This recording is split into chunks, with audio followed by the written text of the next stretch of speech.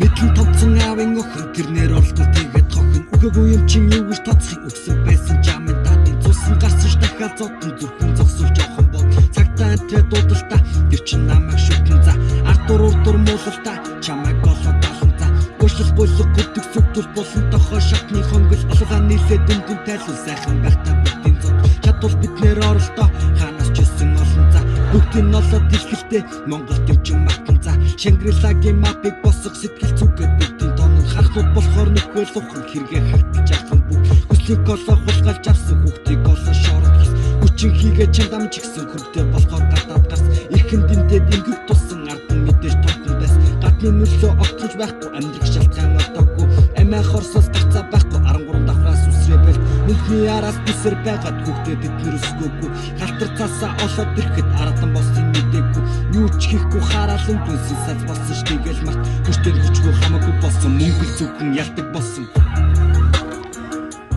Энд тэргийн сэдэлтэй кино юм уу? Улс их орны ирээдүйн эмгэнэл юм уу?